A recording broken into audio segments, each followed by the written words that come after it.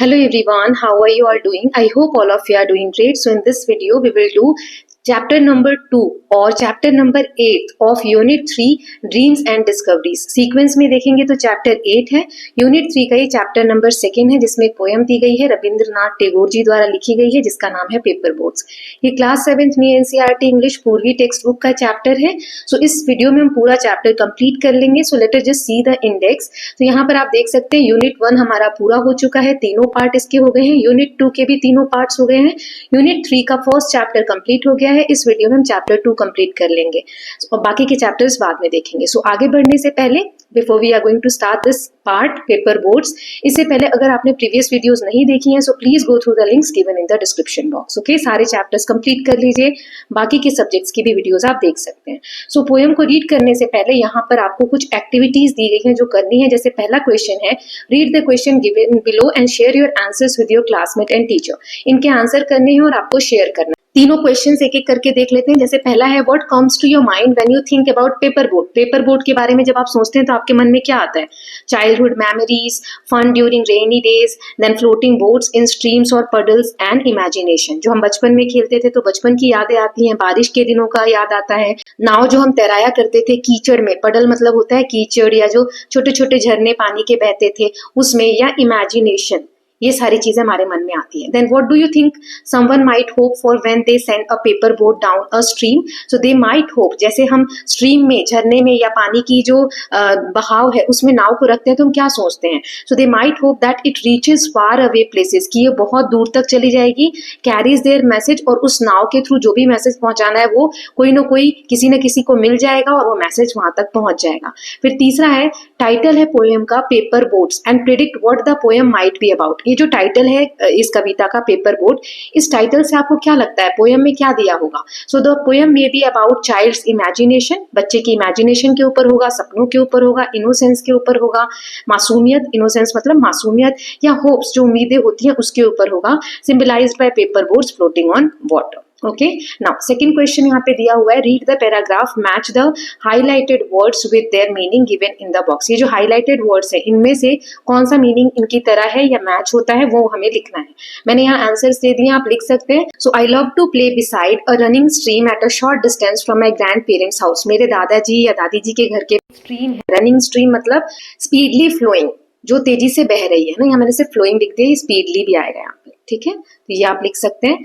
Then इस जो stream है, जो बहती हुई एक धारा है, उसके पास जाना और खेलना इसे अच्छा लगता है. I love to see skipping along to join a river. Skipping मतलब होता है बाउंसिंग, स्किपिंग मतलब होगा bouncing.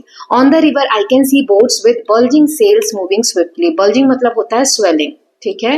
Then some of them take the people from one shore to other while in some of them people can be seen lading things too. Lading मतलब होता है load करना या पुट करना, ये वाला आ जाएगा, ठीक है. देन बरिंग मतलब होता है I can spend hours watching the busy rivers and dreaming about them. Burying my head in my pillow at night. Putting अंदर की तरफ रखना या कुछ दबाना, ठीक है. तो ये मैंने मीनिंग्स लिख दिए हैं. अब हम पोएम देख लेते हैं और एक एक करके पोएम के पार्ट्स को समझेंगे. सो जैसे यहाँ पर रविंद्रनाथ टैगोर जी की जो पोएम है, ये दो दो ऐसे आप लाइंस देख रहे हैं, तो हम ये जो पार्ट्स हैं इनके थ्रू एक्सप्लेन करेंगे. जैसे day by day I float my paper, जैसे ये दो लाइनें मैंने यहाँ दे दी हैं, देख लेते हैं. Day by day I float my paper boats one by one down the running stream. So प्रतिदिन, डे बाय डे मतलब होता है प्रतिदिन, मैं अपनी कागज की नावें बहती हुई धारा में एक एक करके छोड़ता हूँ. माई पेपर बोट्स मतलब मेरी जो कागज की नाव है, वन बाय वन यानी एक एक करके, डाउन द स्ट्रीम मतलब जो धारा है उसमें मैं छोड़ देता हूं अपनी पेपर की नाव को प्रतिदिन, ठीक है. रनिंग स्ट्रीम मतलब होता है बहती हुई धारा. देन नेक्स्ट ये जो दो लाइनें हैं, in big black letters I write my name on them and the name of village where I live. इस नाव के ऊपर, ये जो नाव है पेपर की, उस पर मैं काले अक्षरों से बड़े बड़े लेटर में अपना नाम लिख देता हूँ, मोटे काले अक्षरों में, और अपने गांव का नाम लिख देता हूँ, है ना, मेरा नाम और गांव का नाम लिख देता हूँ जहां पर मैं रहता हूँ. सो यहाँ पर लेटर यानी अक्षर उस पर लिख दिए गए हैं.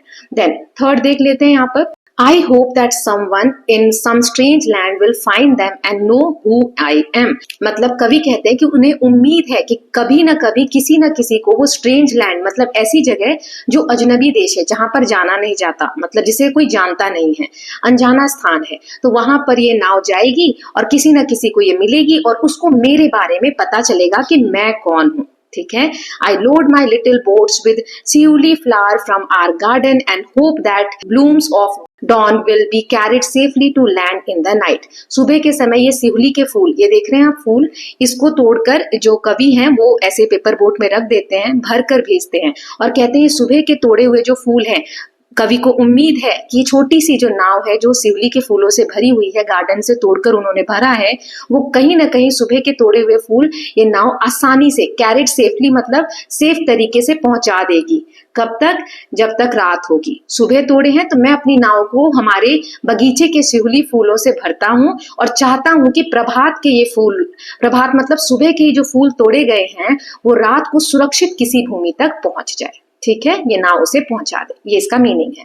सिहुली का फ्लावर मतलब हर श्रृंगार का फूल, ये इस तरीके के वाइट दिखते हैं और ब्लूम्स ऑफ डॉन मतलब प्रभात, सुबह के समय के फूल। ठीक है, so I hope it is clear. Now next देख लेते हैं। So I launch my paper boats and look up into the sky and see the little clouds setting the white bulging sails. जब मैं अपनी नाव को छोड़ता हूँ, I launch my paper boat, जब मैं अपनी नाव को स्ट्रीम में छोड़ता हूँ, उस धारा में रखता हूँ इस तरीके से, तो और ऊपर देखता हूँ, look up into the sky and see the little cloud, तो आकाश की ओर देखता हूं तो छोटे छोटे जो बादल हैं, सो बादलों को सफेद फूलते हुए पाल लगाते हुए देखता हूं। ऐसा लगता है, पाल मतलब क्या होता है, जैसे ये बोट है तो इसमें इस तरीके का जो ये उठा हुआ है ना, ये बोट को ट्रैवल करने में, मतलब आगे की तरफ सेल करने में, नॉट ट्रैवल, सेल करने में, तैरने में मदद करते हैं। लॉन्च मतलब होता है जल में छोड़ना। Then I know what playmate of mine in the sky sent them down the air to race with my boats. मुझे नहीं पता, ऐसा लग रहा है कवि को, इमेजिन कर रहे हैं कि आसमान में बैठा कोई अनसीन, जो दिख नहीं रहा, ऐसा कोई फ्रेंड है जो उनकी बोट के साथ, ये बादलों की बोट बनाकर और रेस में compete कर रहे हैं। कवि को ये पता नहीं है कि स्काई में मतलब बादलों में कौन है जो मेरे बोट के साथ एक रेस की तरह वो चल रहा है। ठीक है, देन नेक्स्ट देख लेते हैं। So when night comes I bury my face in my arms and dream that my paper boats float on and on under the midnight star. जब रात होती है, when night comes, जब रात होती है, I bury मतलब होता है दबा देना, I bury my face in my arm, मैं अपने हाथों के बीच में अपना चेहरा दबा लेता हूँ, छिपा लेता हूँ, सपने देखता हूँ, and dream that my paper boat, और सपना क्या देखता है कि जो नाव उसने पेपर की बनाई है वो तैरते जा रही है, फ्लोट ऑन एंड ऑन मतलब लगातार तैरते जा रही है, अंडर द मिडनाइट स्टार। सो उसकी जो नावें हैं आधी रात को तारों के बीच नीचे लगातार बहती जा रही हैं। Then the fairies of sleep are sailing in them, और मैं देख रहा हूँ कि जो मेरी नाव है उसमें नींद की परियां हैं, है ना, फेरीज ऑफ स्लीप मतलब नींद की जो परियां हैं वो उसमें तैर रही हैं। And leading is their basket full of dreams, और उसके ऊपर वो टोकरियां भर भर के, जो ड्रीम्स की टोकरियां हैं, सपने जो होते हैं उसकी बास्केट्स भर भर के उस पर लोड कर रही हैं, लीडिंग। ठीक है, तो ये प्यारी सी एक कल्पना भरी पोयम जो है रविन्द्रनाथ टैगोर जी ने लिखी थी। आई होप आपको ये क्लियर होगी। इसकी एक समरी मैं आपको बता देती हूँ ताकि पोयम में आखिर कहा क्या जा रहा है वो आपको क्लियर हो। ठीक है, तो समरी देख लेते हैं पोयम की। सो Summary of the poem: The poet floats his paper boat every day in the running stream. कवि जो है हर दिन अपनी नाव को बहती हुई धारा में रखता है। He writes his name and the name of village on them. वो उस पर अपना और अपने गांव का नाम लिख देता है ताकि so that some unknown person in a distant land, कोई दूर वाली जगह पे कोई अनजाना व्यक्ति उसे ढूंढ लेगा एंड वो जानेगा कि ये पोएट कौन है इनके बारे में। ही decorates his boat with Sivli flowers, Sivli के फूल से वो अपनी नाव को सजाते हैं गार्डन से लेके, और विश करते हैं कि सुबह के जो खिले हुए फूल हैं सेफली रात तक कहीं ना कहीं किसी न किसी भूमि पर पहुंच जाए। Looking at the sky the poet imagine, बादलों की तरफ देखकर पोएट इमेजिन करते हैं कि जो छोटे छोटे क्लाउड्स हैं are like boat with white sail, वो बिल्कुल नाव की तरह वो बादल दिख रहे हैं और उन पे ऐसे वाइट सेल जैसा दिख रहा है, वो पेपर बोट के साथ रेस कर रहे हैं। ही फील्स, उसने फील होता है as if someone unseen friend in the sky sent those clouds to compete with his boat। जैसे हम लोग आपस में बचपन में जब पेपर की नाव बनाते हैं और स्ट्रीम में डालते हैं तो देखते हैं ना किसकी नाव आगे जा रही है ना, हम लोग खेलते हैं। वैसे ही ऐसा लग रहा है कवि को, इमेजिन कर रहे हैं कि आसमान में बैठा कोई अनसीन, जो दिख नहीं रहा, ऐसा कोई फ्रेंड है जो उनकी बोट के साथ ये बादलों की बोट बनाकर और रेस में compete कर रहे हैं। At night the poet dreams that his paper boats continue to float endlessly under the starlit sky. तारों से चमकता हुआ जो आसमान है उसमें जो पोएट कल्पना कर रहे हैं, सपने में देख रहे हैं कि उनकी जो पेपर की बोट है वो कंटिन्यू लगातार फ्लोट कर रही है, तैर रही है. He imagines that fairies of sleep are sailing in those boats carrying basket filled with dreams. और वो इमेजिन कर रहे हैं कि ये जो परियां हैं, नींद की परियां, वो इन बोट्स में तैर रही हैं और सपनों से भरी हुई बास्केट्स अपने साथ कैरी कर रही हैं. ठीक है. सो आई होप ये समरी आपको अच्छी लगी होगी. नाउ लास्ट में यहाँ पर अगर एक लाइन में कहूँ तो पोयम जो है it beautifully expresses child imagination. ये पोयम बहुत आसानी से, बहुत सुंदर तरीके से बच्चे के मन में जो इमेजिनेशन है उसको दर्शाती है, उसकी इनोसेंस यानी जो एक मासूमियत है उसको दिखाती है, उसके होप्स यानी जो उम्मीदें हैं और उसके जो सपने हैं उसको दिखाती है. Through the image of paper boats the poet portrays the flight of his thoughts and aspiration. ये जो पोएम है पेपर बोट, इसके थ्रू कवि ने अपने मन के या अपने जो उसके विचार हैं, एस्पिरेशंस हैं, उसको पोर्ट्रे किया है, दिखाया है. ओके. सो ये हमने पूरी तरीके से पोएम को एक्सप्लेन कर लिया है. नाउ अब हम इसकी एक्सरसाइज देख लेते हैं. So let us discuss. यहाँ पे जो ये ब्रैकेट में वर्ड दिए इनमें से हमें सही फिल करना है. यहाँ पर जो आएगा तो इसको मैंने फिल करके दे दिया है. चलिए रीड करते हैं. The poet sends paper boat down a stream और river stream, then each day writing his name and the name of his village. School का नाम नहीं लिखते हैं, विलेज का नाम लिखते हैं. On them he hopes that someone in a strange land will find them and know who he is. The poet fill his boat with sihuli, ये वाला आएगा, sihuli flowers from his garden, hoping they will be safely carried to another land. At night, not morning, at night, as he launches his boat, he imagines that the clouds in the sky are like friends. Clouds आएगा, racing with his boat, कि बादलों की जो नाव है उसकी boat के साथ race कर रही है. At night he dreams that his paper boats continue to float. नहीं, ये स्विम नहीं आएगा, फ्लोट आएगा. Under the midnight stars with the fairies of sleep sailing in them their basket full of dreams. उनकी जो टोकरियां हैं वो सपनों से भरी हुई है. ठीक. नाउ नेक्स्ट क्वेश्चन है, इनके आंसर मैं यही लिखती जा रही हूँ. So choose the correct option. The theme of the poem, poem की थीम कैसी है? इनोसेंस, इमेजिनेशन, इग्नोरेंस, प्लेफुलनेस या ट्रैवल. सो इनोसेंस को दिखाया गया है, मासूमियत को, इमेजिनेशन को दिखाया गया और प्लेफुलनेस, खेल को दिखाया गया है इसमें, है ना. तो ये तीनों 1, 2 एंड 4 यानी ऑप्शन नंबर ये वाला करेक्ट है हमारा, फोर्थ वाला. ठीक है. Now next question is identify कि ये जो स्टेटमेंट है the setting of poem is natural outdoor environment, ये सही है या गलत है? बिल्कुल सही है. क्यों? जो भी हम पोएम का एक एनवायरनमेंट देख रहे हैं वो नेचुरल है, प्रकृति से रिलेटेड है और बाहर के एनवायरनमेंट की बात की जा रही है. ठीक है. Now next is complete the following sentence. इसमें से करेक्ट वर्ड चूज करके और हमें फिल करना है. द टोन कैसा है पोएम का? The tone is sad and serious, gentle and wishful. So gentle and wishful आएगा. एंड द मूड कैसा है? थॉटफुल या बोरिंग? थॉटफुल. ठीक है, ये हम फिल कर देंगे. देन नेक्स्ट है identify example of alliteration from the poem. Alliteration क्या होता है? Repetition of constant sound at the beginning of near by. जो शुरू के वर्ड्स हैं वो सेम होने चाहिए, लेटर्स नॉट वर्ड्स. शुरू के लेटर्स सेम होने चाहिए. एलिटरेशन के बारे में हमने पहले भी पढ़ा हुआ है. तो ऐसे पोएम में कहाँ पर दिया हुआ वो एग्जाम्पल्स हमें ढूंढ के लिखने थे. जैसे यहाँ पर बी साउंड रिपीट हो रहा है, blooms of the dawn, then bulging sail, big black letters. ऐसे एफ का यहाँ हो रहा है face in my arms, fairies of sleep, full of dreams. S का हो रहा है strange land, shiuli flowers from. ठीक है. सो इस तरीके से ये एलिट्रेशन के एग्जाम्पल्स हो गए. Then next is fill in the blanks with suitable words from the poem. अब जो पोएम में से वर्ड लेकर और जो सूटेबल है और यहाँ पर फिल करना है. So repetition of words day and day, day and day emphasizes the passage of time. The poet uses imagery like sihuli flowers and midnight stars to create a clear picture in the minds of reader. ठीक. Now next यहाँ पे match them है, हमें इन्हें column 1 को column 2 से match करना है.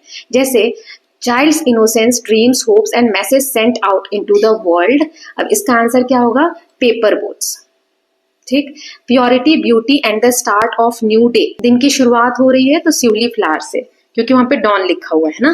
फिर the vast universe in the child dream continuing through the night, midnight stars. ठीक. नाउ नेक्स्ट देख लेते हैं. So let us think and reflect. अब यहाँ पर हमें ये पैसेज दिया है, रीड करते हैं और आंसर्स करने हैं. When night comes I bury my face in my arm and dreams that my paper boats float and on under the midnight star. The fairies of sleep are sailing in them and lading is their basket full of dreams. तो इसमें कौन सा image ऐसा है जो आपको, जो speaker कह रहा है कि मैं अपना फेस ऐसे कवर करके सो जाता हूँ और यहाँ पे दिखाया गया है कि बोट जो है वो फ्लोट होती जा रही है. ये सारा किस सीन में आपको देखने को मिल रहा है। सो ये वाला जो इमेज है, देखो ये है तो अपने फेस को दबाकर सोया हुआ है, ठीक है। नाउ इसका नेक्स्ट क्वेश्चन है इसी वाले पार्ट का, what can be inferred about the speakers feeling when night comes, जब रात आती है तो स्पीकर जो बोल रहा है कविता को उसकी क्या फीलिंग्स है, ये gentle, dreamy, imaginative and hopeful. Then, what kind of beings are fairies of sleep imagined as? Select the most appropriate option. Fairies of sleep, जो परियां हैं नींद की, उनको कैसे दिखाया गया? Mischievous, gentle, fearsome या playful? Gentle, बहुत प्यारी. Fill in the blank by selecting the correct option from the words given in bracket. Phrase जो दिया है, lading is their basket full of dreams, suggests that speaker imagines that fairies of sleep carefully carrying his dreams or collecting his wish in the basket, carrying his dream. ठीक। Then next है, यहाँ पर आपको answer करने हैं, 3 question है, एक एक करके देखेंगे। पहला है, what do you think the poet rights his personal detail on the paper board, क्या लिखता है, क्यों लिखता है वो अपना नाम और गांव का नाम उस पेपर बोर्ड पे, क्या लगता है आपको? So he hopes that someone in the distance land will find the boat, know about him and connect with him, कि कोई दूर दराज कोई जगह होगी जहां पर कोई अनजान व्यक्ति उसके डिटेल्स को पढ़ेगा और उसके बारे में जानेगा। Then next question is, the poet talks about the imagination of a child, poet जो है, कवि जो है, वो बच्चे की इमेजिनेशन के बारे में बात कर रहे हैं। Support this view with example from the poem. So इसका आंसर क्या होगा? So the child imagines cloud as playmates, की बादल जो है खेल रहे हैं उसके साथ, रेस लगा रहे हैं उसकी बोट के साथ। फेरीज यानी जो परियां हैं वो सेल कर रही हैं सपनों की टोकरी लेकर, and his boats reaching strangers far away, ये सब क्या है? इमेजिनेशन ही तो है, कल्पना है, ऐसा रियल में होता है? नहीं होता। Then how does the poet bring together imagination and reality to make the poem more interesting? Poet ने, कवि ने इमेजिनेशन को और रियलिटी को साथ में कैसे मिक्स करके पोएम को और इंटरेस्टिंग बनाया है?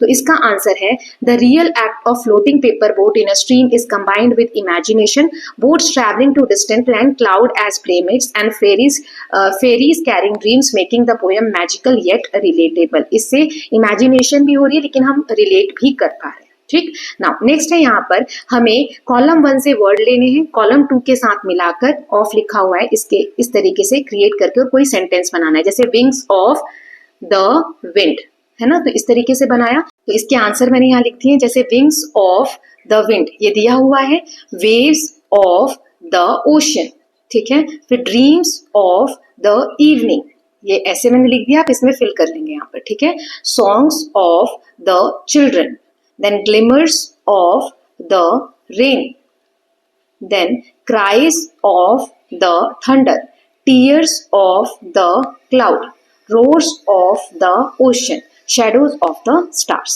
ओके, सो इस तरीके से आप फिल कर लोगे।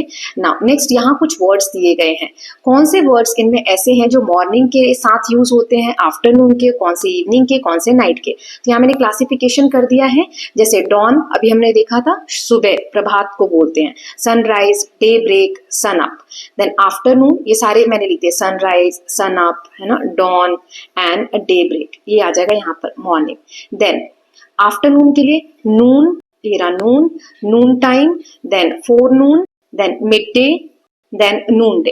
ठीक। इवनिंग के लिए dusk, sunset, twilight and sundown, ये आप इसमें से ढूंढ ढूंढ के लिख सकते हैं। नाइट के लिए night, midnight, night time. Okay, सारे इसमें दिए हुए हैं तो आप ऐसे फिल कर लेंगे। नाउ नेक्स्ट दिया है, मैच करना है हमें जो टेक्स्ट कॉलम 1 में है उनके अपोजिट मीनिंग जो कॉलम 2 में दिए हैं उनके साथ। जैसे स्ट्रेंज मतलब क्या होता है? जिनको हम नहीं जानते हैं, ठीक है। सो इसका आंसर क्या हो जाएगा? यहाँ मैंने लिख के दे दिया है, ऑर्डिनरी। देन डॉन मतलब सुबह, डस्क मतलब शाम, ये वाला हो जाएगा। लॉन्च, देन हॉल्ट, लॉन्च मतलब शुरू करना, हॉल्ट मतलब रोकना, बल्जिंग मतलब होता है फूलना, श्रिंकिंग मतलब होता है सिकुड़ना, फ्लोट मतलब तैरना, सिंक मतलब डूबना, लेडिंग मतलब कुछ हम डाल रहे हैं या भर रहे हैं, एम्प्टी मतलब खाली कर। तो आप फिर लेंगे यहाँ से।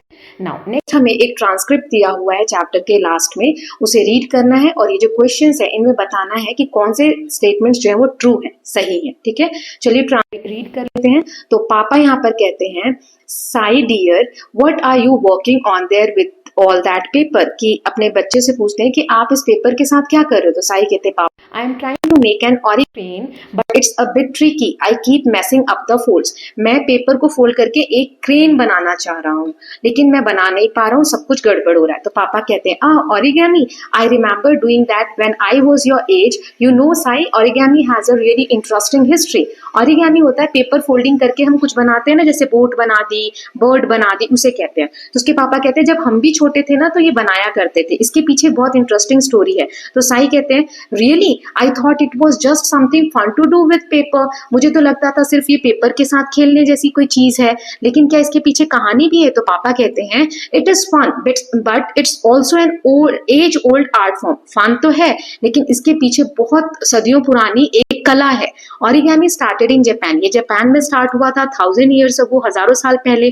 बैक देन, उस समय पेपर बहुत एक्सपेंसिव होते थे, so it was used for special occasion like religious ceremonies. Paper बनाना उस वक्त टफ होता था, तो इसको कोई स्पेशल इवेंट होता था तभी यूज किए जाते थे। तो साई कहता है wow, I didn't know that, so it wasn't just for doing crafts. So मुझे ये नहीं पता था, ये सिर्फ क्राफ्ट के लिए नहीं था, बाकी की चीजों में भी यूज होता था। तो पापा कहते हैं it wasn't until the that people begin making animals, flowers and other designs just for fun. ये फन के लिए, हंसी मजाक के लिए या इंटरेस्टिंग लग रहा है, इसलिए 17th century के बाद से लोगों ने पेपर का एनिमल, फ्लावर्स और अदर डिजाइन्स बनाने शुरू किए। Then Sai said so people have been making paper cranes for 100 of years, इतने सालों से ये चीजें बनाई जा रही हैं। देन फादर कहते हैं yes, the crane is specially important in Japanese culture, it's symbol of peace and long life. Crane बहुत इंपॉर्टेंट एक जापानीज कल्चर का पार्ट है। इससे क्या दिखाया जाता है? शांति और लंबे जीवन के बारे में दिखाया जाता है। There is even a belief that if you fold 1000 paper cranes you can make a wish and it will come true. ऐसा भी विश्वास है जापान में कि अगर आप 1000 पेपर के क्रेन्स बना लोगे तो आप अपनी कोई विश मांगोगे तो पूरी हो सकती है। ठीक है। Then Sai said 1000 cranes, that's a lot, but it sounds like really nice tradition. कहते हैं 1000 तो बहुत ज्यादा होते हैं, लेकिन अच्छा लगा सुन के। तो पापा कहते हैं it is. Origami isn't just about final shape, it's about the process, patience and creativity involved. ये ऐसा नहीं कि हमने जो फाइनल क्या बनाया उससे रिलेटेड नहीं है origami, बट फाइनल जो बनने से पहले वो प्रोसेस में क्या क्या लगा, कितना हमने धैर्य के साथ काम किया, क्रिएटिविटी उसमें दिखाई, and over the years it spread all over the world. Japan से ये कला जो है पूरी दुनिया में अब फैल गई है। लोग अब अलग अलग स्टाइल इसमें ऐड कर रहे हैं और टेक्निक्स ऐड कर रहे हैं। तो Sai said I had no idea origami had such a long history. It makes folding this crane feel even more special. Sai was creating a crane, तो अब उसे और स्पेशल फील हो रहा था। तो पापा कहते हैं I am glad you think so Sai, perhaps we can start with something simpler next time. अब हम नेक्स्ट टाइम कुछ सिंपल बनाने से स्टार्ट करेंगे। How about we make a origami paper boat next, कि एक बोट बनाए हम पेपर से, it's easier and we can float in the stream outside, और हम बाहर जो स्ट्रीम बह रही है या धारा है उसमें से तैरा भी सकते हैं। Sai said a boat sound awesome, let's do it, but first I want to finish this crane, can you help me with the last few steps. मैं पेपर बोट बनाना बहुत अच्छा साउंड कर रहा है, but first can I finish the making of crane, जो crane बनाते थे उसको फिनिश करना था, जो लास्ट के कुछ स्टेप बच गए हैं तो उसमें वो पापा की हेल्प मांग रहे। देन फादर कहते हैं of course let finish this crane, after that will sail our paper boat, उसके बाद हम पेपर बोट बनाएंगे और सेल करेंगे, मतलब तैराएंगे। ठीक है। तो यहाँ पर एक लड़की और उसके पापा के बीच की बातचीत थी। अब इसमें कौन से सही है? जैसे पहला स्टेटमेंट है Sai was trying to make a origami boat, नहीं, वो क्रेन बनाने का ट्राई कर रही थी, गलत है। Sai's father used to do origami as a child, true, वो भी बचपन में बनाया करते थे पेपर फोल्डिंग से चीजें। Paper was very expensive so it was used only for some special occasion, true, ये सही है। People have been making paper cranes for 1000 of years, गलत, 100 of years. Then there is a belief that if you make 1000 paper crane your wish will come true, ये बिल्कुल सही है। Art जो है origami का is about enjoying the process, true.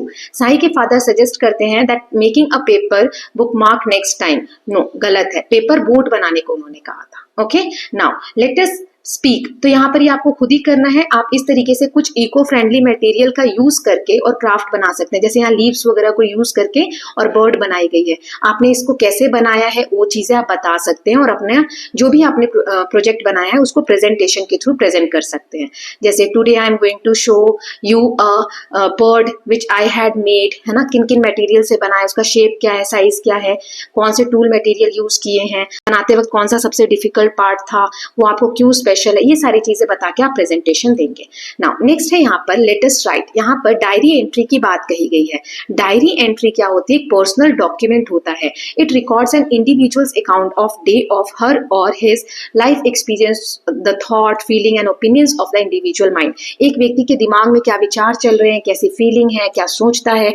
जब कोई पर्सनल डायरी मेंटेन करता है तो वो सारी चीजें उसमें लिखता है, इसीलिए डायरी एंट्री एक पर्सनल डॉक्यूमेंट होता है। सो डायरी एंट्री जब हम लिखते हैं तो उसमें कौन सी गाइडलाइंस फॉलो करनी चाहिए? सबसे पहले डे बताना होता है, जैसे यहाँ लिखा है फ्राइडे, फिर डेट बतानी होती है जो कंप्लीट डेट है, और टाइम लिखना होता है इधर, ठीक है। फिर जनरल सेंटेंस से हम स्टार्ट करते हैं, फीलिंग टुवर्ड्स एन इवेंट और एक्सपीरियंस, कि किस बारे में आप लिखना चाह रहे हो, डिटेल में बताते हैं, फिर फाइनल रिमार्क लिखते हैं। Now write a diary entry expressing your joy experiencing a rainy day, you may begin as given below. एक बारिश के दिन के बारे में आपको डायरी एंट्री लिखनी है, जैसे आप शुरू कर सकते हैं ऐसे डेट, टाइम और dear diary, it was quite humid today.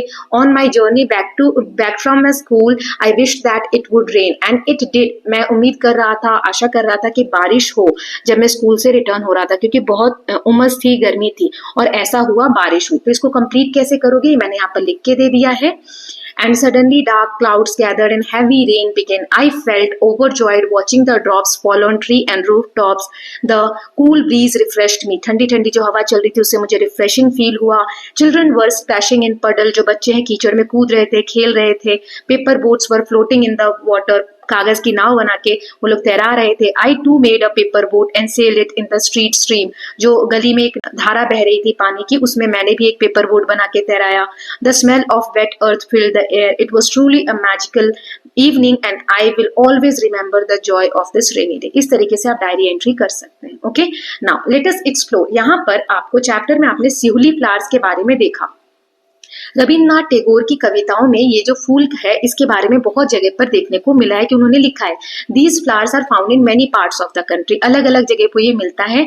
इनको किस किस नाम से आपके एरिया में बुलाया जाता है वो आपको लिखना है, ठीक है। सो ये आप लिख सकते हैं खुद से, मम्मी को दिखाकर ये इमेज की इन्हें आपके यहाँ क्या बोलते हैं, किसी से भी घर में पूछ सकते हैं। नाउ लास्ट पार्ट में आपको रिडल्स दी गई है, पहेलियां दी गई है, एक एक करके हम पढ़ेंगे और इनके आंसर्स देखेंगे। जैसे पहला है, I have water that you can not drink, people come to see how in me the sun sinks, I can be rough, I can be calm, I hold within myself plenty of charm, my depth tells a never ending tale, who am I with dolphins and whale. कहाँ पर हमें dolphin और well देखने को मिलती है, किसकी गहराई हम कभी नहीं पता कर सकते, और कितना उसमें हम कभी कभी वो बहुत शांत रहता है, कभी रफ हो जाता है, इसका पानी आप पी नहीं सकते। हम सूरज को डूबते हुए देखने के लिए उसके पास जाते हैं। तो क्या है ये? सी और ओशियन, समुद्र की बात यहाँ पर हो रही है। दूसरे का आंसर मैंने लिख दिया है, I sit in stillness but move within the wind, my surface mirrors the world you are in, the trees around me live happily in me, you can take a dip daily. Pond, तालाब की बात हो रही, इसमें हम daily नहा भी सकते हैं। आसपास की ट्रीज जो हरे भरे रहते हैं। Home to ducks, frogs, fish and all. Can you guess what I am after all? उसमें बतख देखने को मिलेंगे, मेंढक, मछलियां, है ना, ये सारी चीजें रहती है। इसका पानी शांत रहता है, लेकिन जब हवा होती है, जैसे ये पोंड है, तालाब है, तो हवा की वजह से इसका पानी जो है थोड़ा थोड़ा मूव करता है, ठीक है। देन थर्ड वाला है यहाँ, I gently travel through valley deeps, my soft murmur can make you sleep, little paper boats float on me in rain, the merry laughter of the kids I gain, you may sit besides me without any fear, who am I who skips along crystal clear stream brook, ठीक है, जो झरना तालाब बहता है उसे कहा जाता है। Then next is, I have a bed but I do not sleep, river bed, है ना, नदी जो होती है उसके पास बेड होता है, हम रिवर बेड बोलते हैं, नदी का जो निचला स्थल होता है उसको बताने के लिए, लेकिन नदी सोती नहीं है, उसके पास बैंक है। नदी के किनारों को हम क्या बोलते हैं? बैंक बोलते हैं, लेकिन कोई मनी नहीं है। आई कैरी स्टोरीज, मेरे पास कहानियां हैं, old and new, high mountains to the ocean blue, I journey far to meet the sea, नदी बहकर आखिर जाकर किससे मिलती है? समुद्र से। Can you guess who I can be? नदी, रिवर, ठीक है। सो विद दिस स्टूडेंट्स हमने चैप्टर नंबर 8 पूरी तरीके से कंप्लीट कर लिया है। आई होप आपको चैप्टर अच्छा लगा होगा। कोई डाउट्स होंगे तो आप प्लीज कमेंट सेक्शन में बताइएगा। सो ये कंटेंट शीट है, एक बार और देख लेते हैं। यूनिट 1 कंप्लीट हो गई है, सारे चैप्टर्स हो गए हैं। यूनिट 2 के भी सारे चैप्टर्स हो गए हैं। यूनिट 3 के ये तीनों चैप्टर्स हो गए हैं। ये दोनों चैप्टर्स हो गए। ये थर्ड वाला जो है नेक्स्ट पार्ट में हम स्टार्ट करेंगे। Okay, so I hope all of you are enjoying these videos. If you are doing so, please like and share it, and don't forget to subscribe Kalyan TV channel for more such videos. Thank you so much.